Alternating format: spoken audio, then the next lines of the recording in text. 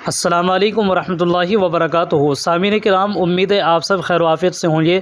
دارالعلوم دیوبند کی مجلس شورا کا اجلاس اختتام پذیر ہو گیا ہے اور اس شورا کے اجلاس میں کئی اہم فیصلے لیے گئے ہیں۔ آئیے ہم آپ کو وہ تمام فیصلے سناتے ہیں جو شورا کی مجلس میں لیے گئے ہیں۔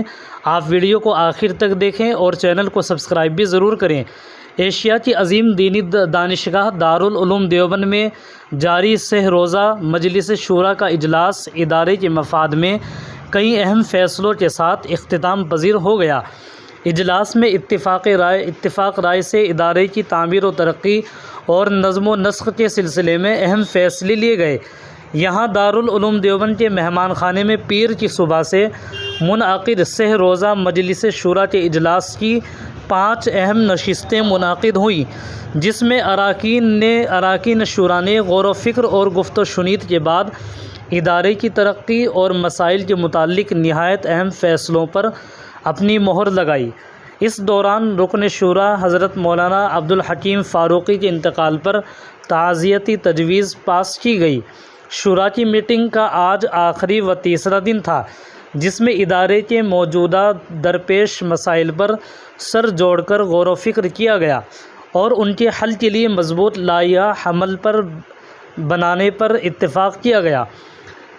وہیں ادارے کی سالانہ آمد و خرچ کی تفصیلات بھی اراکین شورا کے سامنے پیش کی گئی، جسے حسب ضرورت ترمیمات کے ساتھ اتفاق رائے سے منظور کیا گیا۔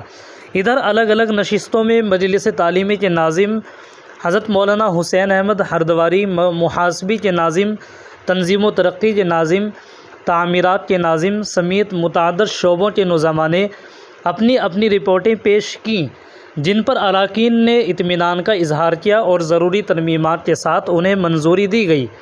اجلاس کی الگ الگ نشستوں میں ادارے کے طلباء کے لیے بہتر سہولیات فراہم کرنے اور تعلیمی نظام کو مزید منظم اور بہتر بنانے کے فیصلے کے علاوہ اساتذہ و ملازمین کے لیے رہائشی مکانات، دارالعلوم دیوبند کی وقف املاک کے تحفظ، ملازمین کی تنخواہوں میں حسب معمول اضافہ، طلباء کے وظائف جیسے امور پر بھی تبادلہ خیال کیا گیا۔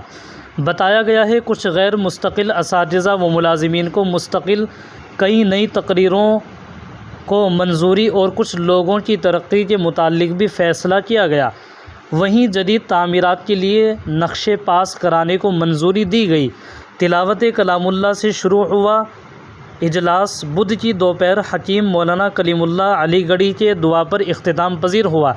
اجلاس میں محتمم مولانا مفتی ابوالقاسم نعمانی، صدر المدرسین مولانا سید ارشد منی صاحب، صدر جمعیت علماء ہند مولانا سید محمود مدنی، سابق رکن پارلیمنٹ مولانا بدر الدین اجمل، مولانا غلام محمد وسطانوی، مولانا رحمت اللہ کشمیری، مولانا محمود راجستھان، مولانا حبیب الرحمان باندی، مولانا انوار الرحمان بجنوری، مولانا انظر حسین میاں دیوبندی، مولانا عاقل سہارنپوری اور مولانا شفیق بنگلوری اجلاس میں شریک ہوئے۔